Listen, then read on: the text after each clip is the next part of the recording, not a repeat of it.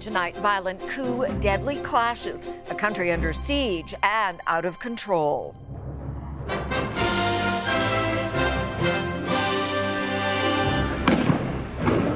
Two generals wage a political power play, leaving widespread destruction and death. Terrifying attack on Japan's prime minister. Video captures the moment a man hurls an explosive device. Plus, the movement to make a difference. A BC man's promise. And we gotta help the ones that are in tough situations out. And sadly, he knows what that's all about.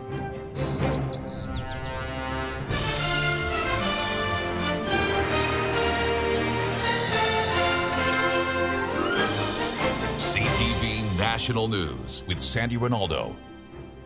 Good evening. The African nation of Sudan is in turmoil tonight with innocent civilians, the victims of a dangerous power struggle between two rival generals. Dozens have been killed, at least 400 have been injured. On the streets of Khartoum, people ran for cover as smoke billowed from burning aircraft at the city's international airport, where many passengers were hiding from the gunfire. Tonight, Canada's Prime Minister said the government is deeply concerned by the turn of events. Sudan has been desperately trying to transition to a civilian-led government, as CTV's Geneviève Beauchemin reports. Fires and explosions spread through Sudan as low-altitude warplanes, tanks, and heavy gunfire sent people running for their lives in heavily populated areas. Dozens of people were killed, many more wounded, and the Sudanese Air Force called on citizens to stay indoors. This brutal escalation of violence broke out early Saturday at a military base in the capital and then spread to the presidential palace.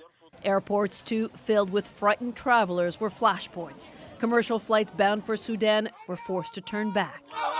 The clashes deal a serious blow to years of hopes for a path to democracy in the country and ignite fears of a wider conflict in the region.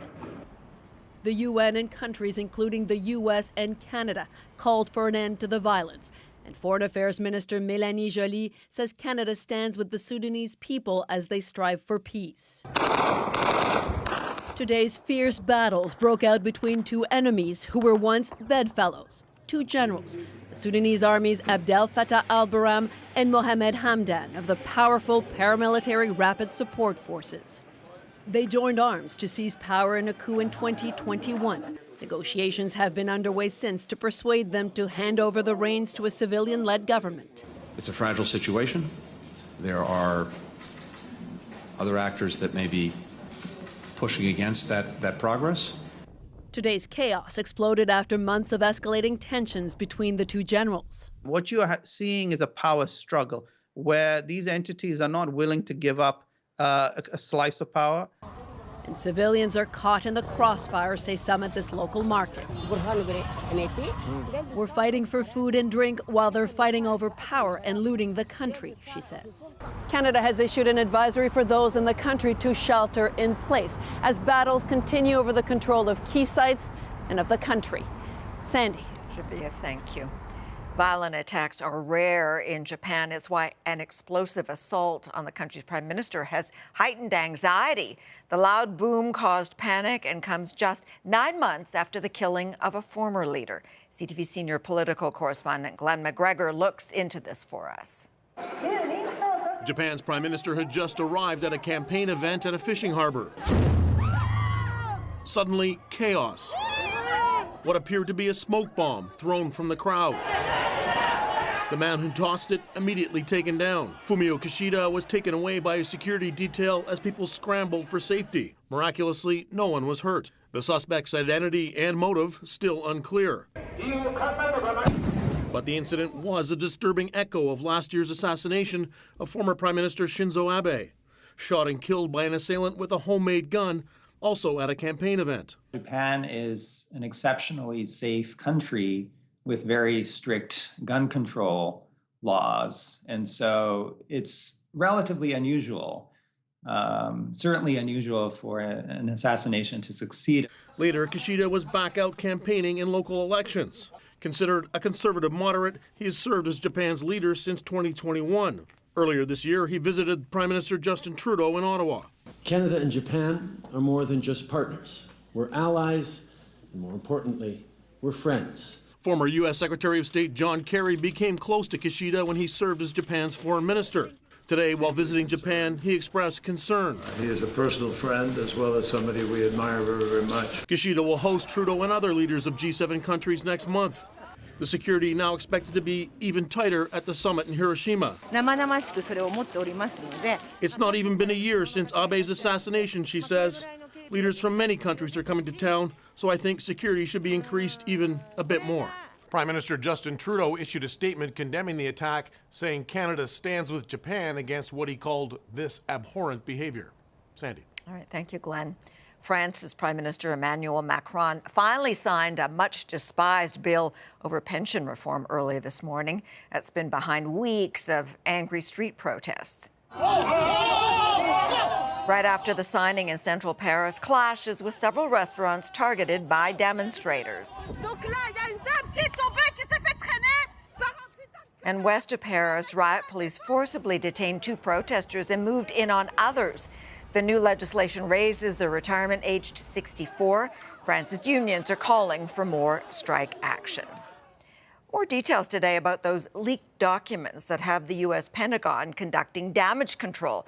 The alleged leaker, an IT specialist, has been charged with releasing classified information. The fallout, according to reporting in the Washington Post, reveals that officials were in fact tracking 4 Chinese spy balloons, including the one that was shot down. The papers also contain plans for how Taiwan might foil a potential invasion by China. Hospitals in southwestern Ontario are making plans to eliminate the mandate for mandatory masking. It's something 2 other provinces, BC and Saskatchewan, have done already, but some health officials are concerned it's still too soon. CTV's Rahim Ladani reports. Putting one on has become part of people's daily routine. Many have even turned them into a fashion accessory. But starting next week, several southwestern Ontario hospitals say you'll no longer be required to mask up indoors. You're still seeing masks that are going to be worn in patient settings. So, hospital wards, clinics, nursing stations. The decision means patients, visitors, and staff won't have to cover their face in non-clinical areas, such as main lobbies, waiting areas, cafeterias, and elevators. Also, physicians will only have to cover their mouths and nose if they are within 2 meters of a patient and not shielded by a physical barrier, or if there's an active COVID-19 outbreak in the unit. My personal preference, continue to wear a mask in a hospital setting. This is immunocompromised patients, the elderly, among the most vulnerable people in society. The shift in policy is being applied by the Chatham-Kent Health Alliance, Blue Water Health, Windsor Regional Hospital, Hotel Dieu Grace Healthcare, and Erie Shores Healthcare. They join hospitals in British Columbia and Saskatchewan, which have already eased masking rules, saying COVID activity has stabilized, although some medical groups question the decision. People are still dying from COVID. We're very concerned for people entering into not just the hospital, but our long-term care facilities. Medical experts say hospitals that no longer mandate masks should monitor outbreaks among patients and staff. We are very tightly constrained in Ontario in terms of the number of staff relative to demand. Any outbreak that takes more staff away from the front lines is very consequential.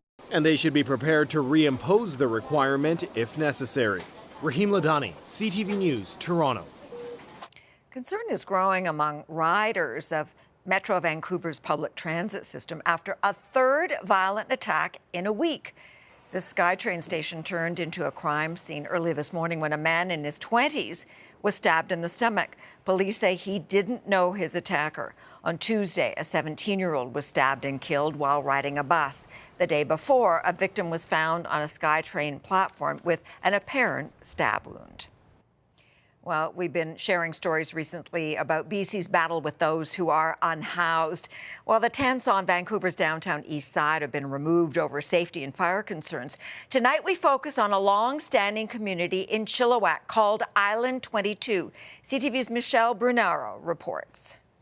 On the edge of a waterway next to a regional park is an encampment known as Island 22, a makeshift trailer park that's home to about 70 people. All I get is old age pension, and I can save a good chunk of that by being here.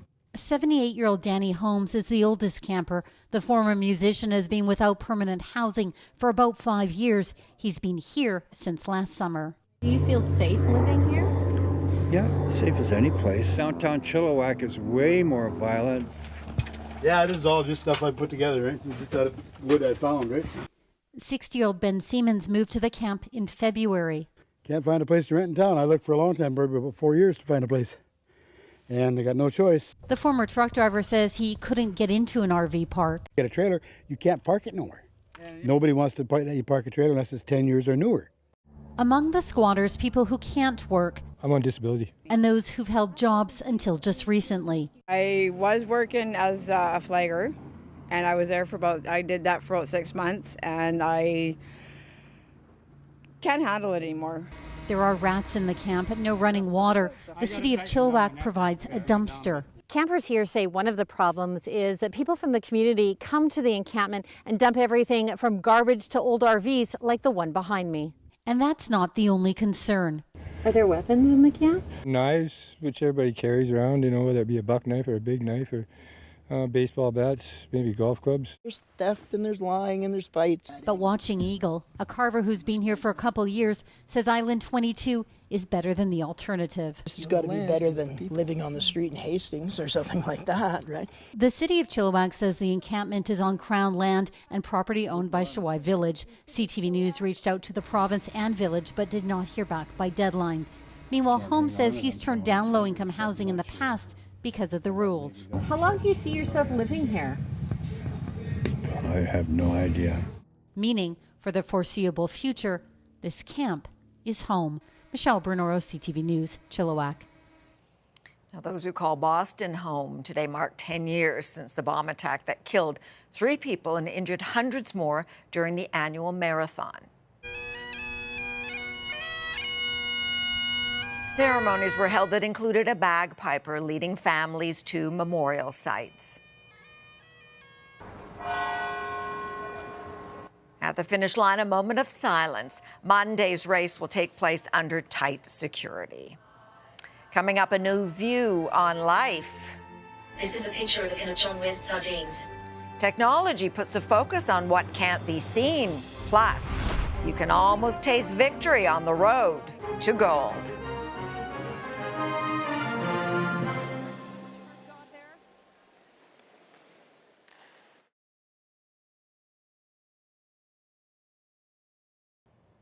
Energy and environment ministers from the world's wealthiest countries are meeting in Japan, hoping to draft an agreement on climate change. We're here!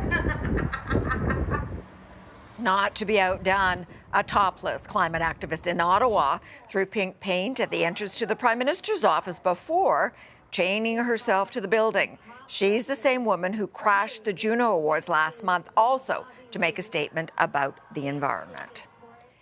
Well, 5,400 school support workers in Nova Scotia plan to make a statement by walking off the job next week now that wage negotiations have reached an impasse. We're here calling a few people's bluff today.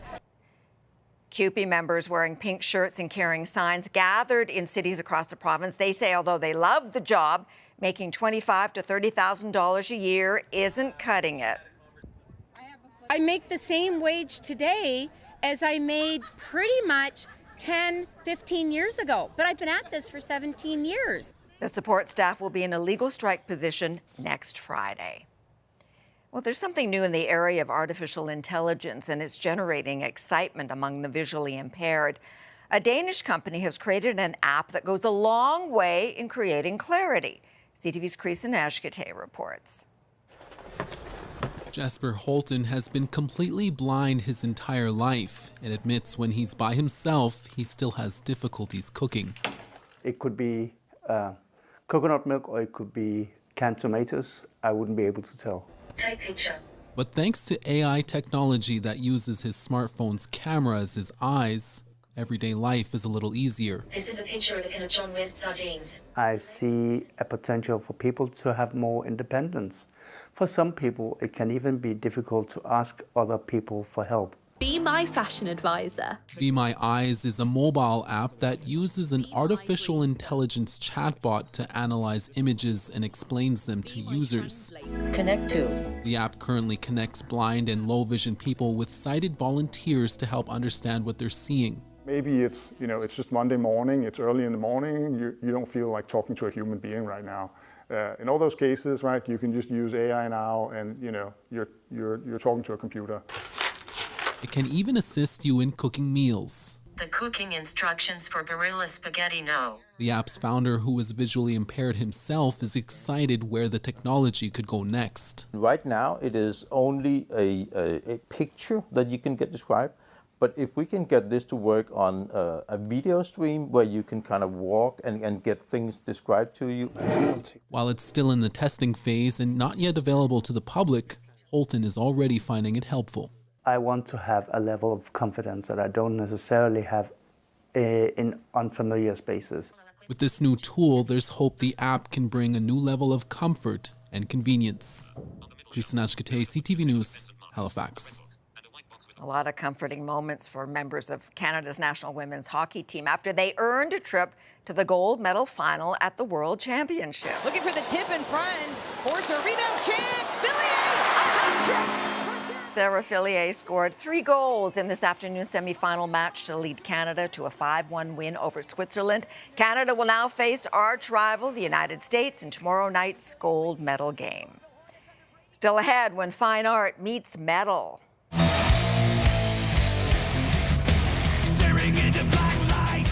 Canadian inspiration for a major music video.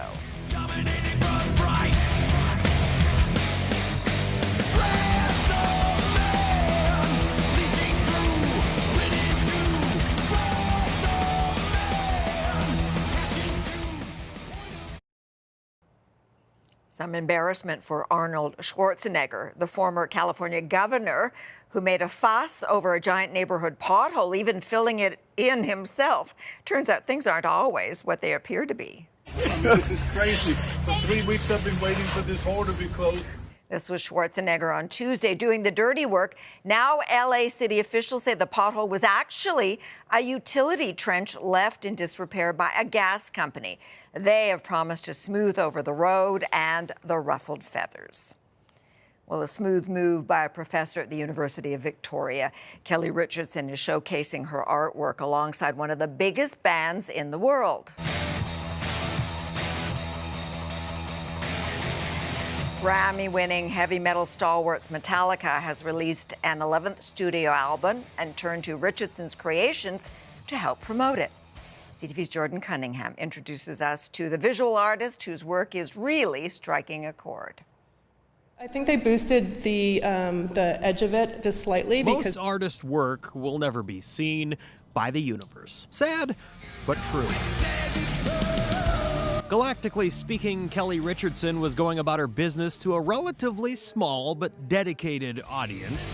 Then, exit light. Oh, look at that. Enter the coolest few weeks of this UVic professor's life. It's been a little bit busy. About 6 weeks ago, an art curator messaged her on social media with a question. What I thought about potentially my work being included in a music video. She didn't say what band. She did not say what band. She had to keep it very, very quiet. Quiet. Try keeping this quiet. Metallica found inspiration in Kelly's work. I'm a digital artist and normally make work for galleries and museums. How it caught the eye of the biggest metal band in the world. I don't know. I actually... But it did, and nothing else matters. This massive work is called Origin Stories and is a swirling backdrop for a heavy metal onslaught. Effectively, I'm trying to visualize the extinction crisis. That's so metal. It's so metal. But the best part. There's another work that they included of mine called Halo. James Hetfield is in the middle of the eclipse. The iconic stance imitated by middle-aged air guitarists everywhere. That's the one. Can I get a... Yeah. Metallica's feature film 72 Seasons debuted to a global audience Thursday night. Kelly didn't walk the red carpet with the band. Instead, she saw it at home with her leading men. But there is a tour next year. They're coming to Seattle in 2024. So if the band wants to meet the artist, you know where to find me. Jordan Cunningham, CTV News, Victoria. After the break, Howie's helping hand. The healing journey of a BC man.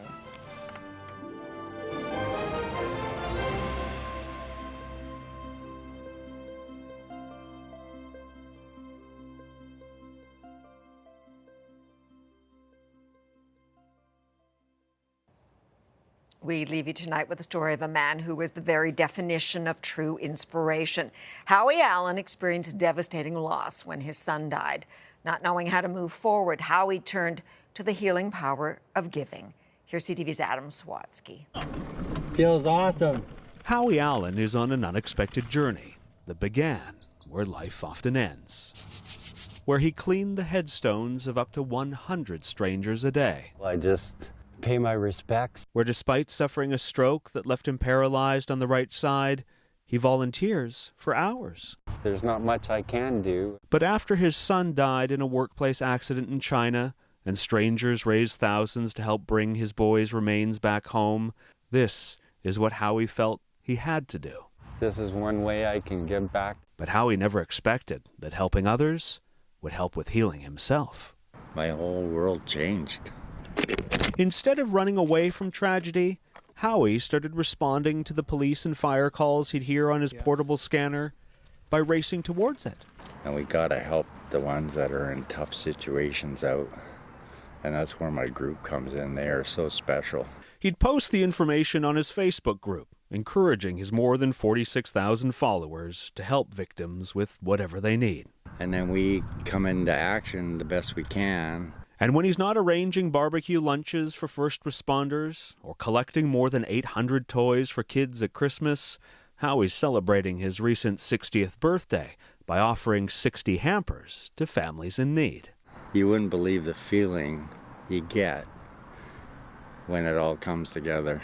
But then Howie couldn't imagine the feeling he got just a few days ago. Broken. When someone posted a video showing the state of his decade-old scooter, I gotta push it all the way home. That inspired a GoFundMe that raised enough to buy him a new one within hours. It's amazing. And while Howie says he can't feel more thankful or humbled by the generosity, And I just love helping people. he also couldn't be more grateful for his beloved boy, I know he'd be so proud of me. who taught him that while tomorrow is never guaranteed to us, there's always an opportunity to make a better today for others. It's the care and the love we give each other that matters. Adam Sawatsky, CTV News, Saanich. That's our newscast for this Saturday. Thank you for sharing your time with us. Heather Butts will be with you tomorrow. Have a good night, and I'll see you soon. CTV National News, Canada's #1 newscast.